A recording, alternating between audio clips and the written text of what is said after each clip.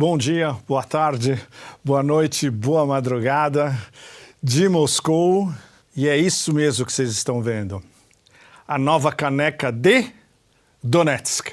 Esse talvez seja o Pepe Café mais importante desde o início das nossas conversas, em fato.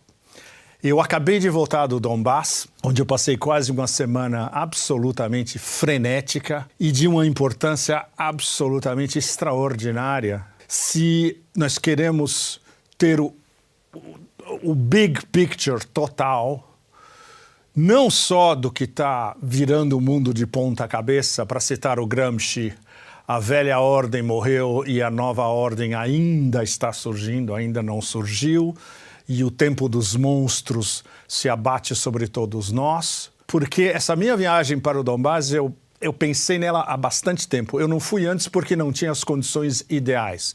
Eu não queria ir em excursões do Ministério da Defesa, eu não queria ir circunscrito onde podia ir com quem podia conversar. E dessa vez houve o concurso de circunstâncias perfeito.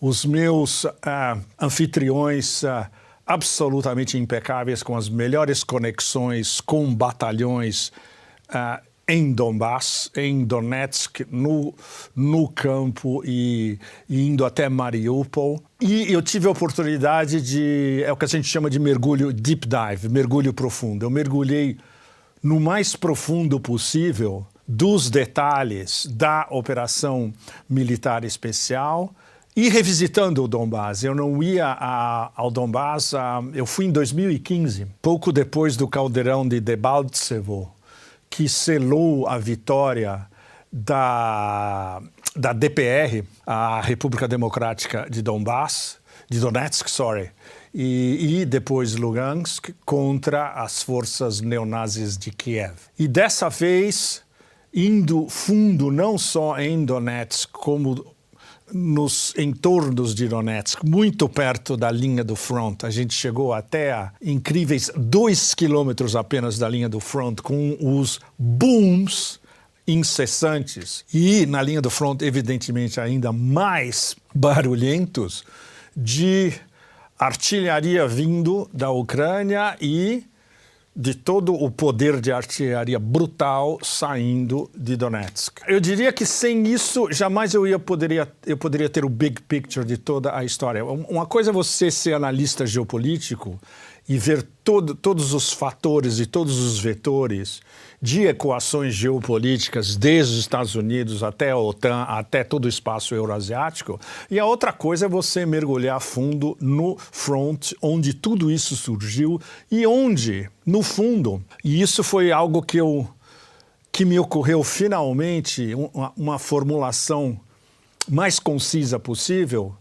Hoje de manhã, quando eu estava escrevendo a minha coluna, detalhando a viagem, eu tive o privilégio de ir nessa terra rica de solo negro, uma terra de mineiros, uma terra industrial, para ver onde a ordem internacional baseada em regras do poder hegemônico veio para morrer.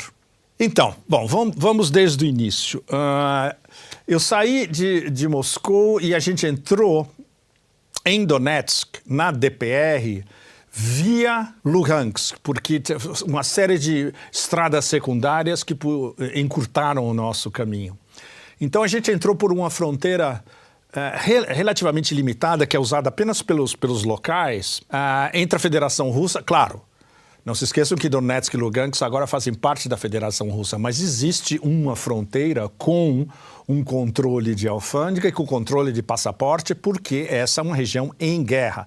LPR e DPR estão em guerra. Então a gente chegou no meio da noite na fronteira, que não muito longe de Lugansk, e evidentemente o meu passaporte provocou uma curiosidade extrema. Foi muito interessante. Eu fui polidamente interrogado por um oficial do Daguestão, do Cáucaso, que ficou fascinado, que provavelmente é o primeiro estrangeiro que passando nessa fronteira. E eu expliquei para ele o que eu ia fazer, dei meu business card, todas as conexões, etc. E Claro, sem o menor problema. E na volta foi ainda mais extraordinário, porque estava o mesmo funcionário, os seus mesmos ajudantes, e aí eles me crivaram de perguntas sobre a viagem. Bom, então a gente entrou e nós chegamos em Donetsk de madrugada, e a primeira impressão que você tem chegando a Donetsk, mesmo de madrugada, da estrada, numa linha do horizonte, eu vi um enorme clarão já.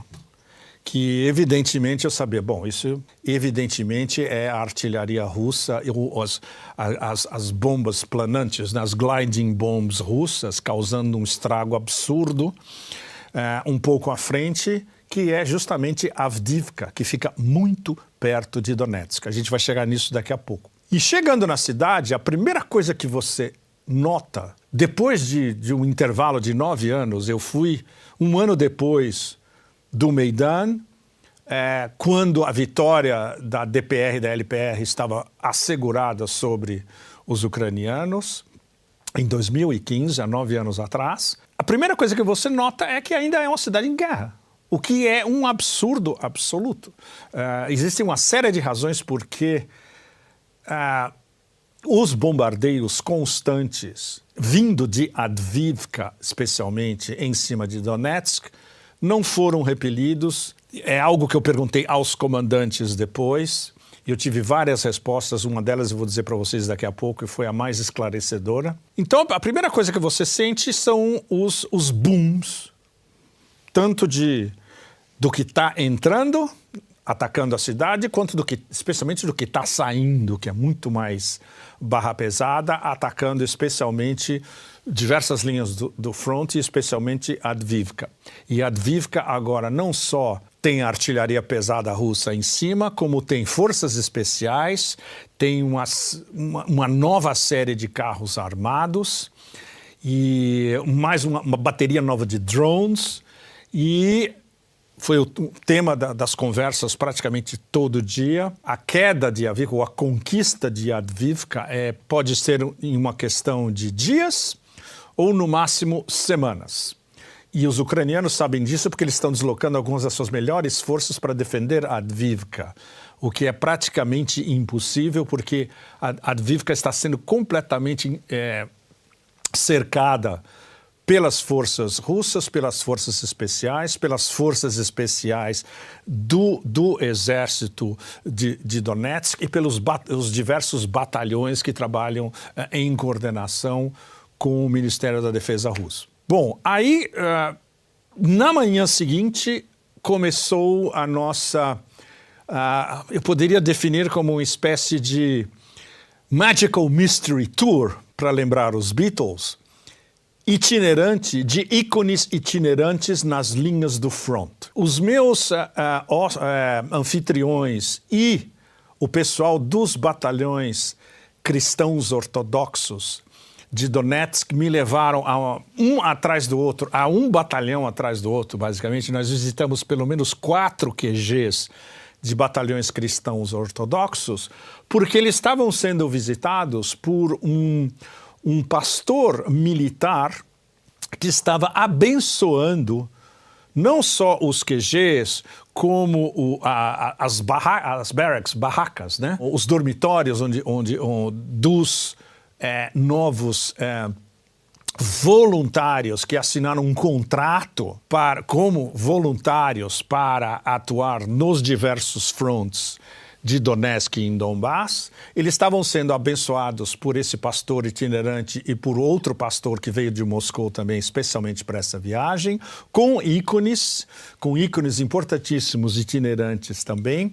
Então eles chegavam, basicamente o que a gente viu, 2 dias seguidos, praticamente sem parar, em vários desses headquarters, chegava os pastores com os ícones, eles içavam e brandiam a bandeira batalhões cristãos ortodoxos com um ícone de Jesus Cristo no centro. Começavam as preces, o pastor rezava suas preces, fazia uma pequena homília. Geralmente tinha uma espécie de santuário montado dentro de cada... Por exemplo, um deles era numa casa, o outro era numa garagem improvisada, o outro era numa grande sala, variando, né? E aí os dois pastores benziam todos os novos recrutas, os voluntários e gente que já estava no front já há algum tempo. Impressionante, de todas as idades, tinha desde adolescentes até senhores no fim dos anos 50, começo dos 60, que certamente eles vão atuar na retaguarda como um suplemento às forças na vanguarda. Tudo isso no front de Donetsk. A minha impressão geral, depois de 2, 3 dias, vendo a pureza da cerimônia, a beleza dos cantos, as expressões graves na face de todos esses fighters, defendendo a sua terra, defendendo o solo negro da cidade mineira. Esse é um pin que me foi dado em Donetsk por um personagem absolutamente extraordinário que montou um misto de escola e museu a 2 quilômetros da linha do front, sob o boom absolutamente ensurdecedor de artilharia indo e chegando. E a gente conversou um pouco sobre justamente a glória de uma cidade mineira industrial proletária como o Donbass, e você vendo no museu digamos, não oficial que ele montou, e no grande museu da guerra do Donbass, que fica no centro de Donbass, do lado da arena de futebol do Shakhtar Donetsk, que infelizmente continua fechada por motivos óbvios, né? É essa a sequência que eles mostram, histórica, e que é ensinada para as crianças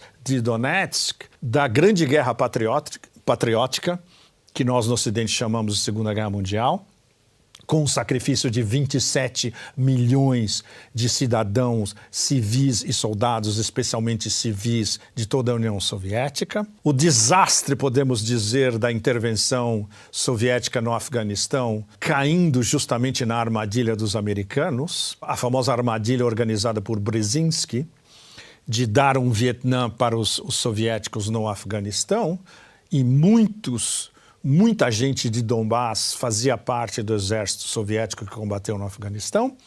E agora, desde 2014, a guerra por procuração entre os americanos e os russos dentro do Donbass, em Novorossia, todo mundo está defendendo a sua terra contra justamente os neonazis no poder em Kiev, que não representam a maioria dos ucranianos, representam interesses muito específicos, aliados justamente aos interesses zionistas cristãos, e na verdade os zionistas, nada de cristãos, dos neocons dementes que controlam a política externa americana. Logo nos 2 primeiros dias eu já formei o que eu estava vendo revelou a sua importância absolutamente fundamental, que é o poder da ortodoxia cristã. É impossível você entender a alma russa se você não vê a expressão militar de defender a terra, os valores russos e a civilização russa por brigadas estritamente cristãs ortodoxas que respeitam fundamentalmente o patriarca Kirill, que respeitam a Igreja Ortodoxa Russa e cuja devoção e cuja fé é algo milenar, que vem de 1000 anos de história russa, com os seus ícones, com especialmente os grandes personagens históricos venerados por todos até hoje, como, por exemplo, Alexander Nevsky, que era um príncipe do século XIII e que, em 1259, forjou-se como o soberano de Novgorod, Vladimir, que depois evoluiu para Moscou, e Kiev. 1259. Então, Alexander Nevsky é idolatrado como um grande digamos, santo patrono e grande chefe militar da ortodoxia e do Estado russo e da civilização russa. E foi muito importante, por exemplo, uma das minhas primeiras visitas foi, antes de começar a visitar os batalhões, em Donetsk. Me levaram para um lugar absolutamente inacreditável, chamado a Estrada da Vida. O que é em si um absurdo. Primeiro porque não é uma estrada, é um caminho negro de lama, sob chuva incessante, onde os habitantes locais não têm nem água, nem eletricidade, e eles têm que andar no meio da lama pelo menos 2 quilômetros para ir comprar os seus bens de primeira necessidade em um pequeno supermercadinho. Esse bairro está no limite de Donetsk. Advivka é o lugar absolutamente fundamental onde, atualmente, está sendo cercado pelo exército russo, de onde saem os bombardeios em cima de Donetsk contra civis de Donetsk há anos. E a gente pode dizer praticamente há quase 10 anos. O fim dos bombardeios contra civis de Donetsk só vai acontecer quando o exército russo completamente eliminar as brigadas barra pesada ucranianas de Advivka, agora incluindo os nazistas do batalhão de Azov, que estão sendo transferidos para o fronte de Advivka, porque na imaginação obsessiva de Kiev, Advivka não pode cair de jeito nenhum. E vai cair, é absolutamente inevitável. É uma questão de dias ou de semanas, como os comandantes nas nossas reuniões me disseram tacitamente.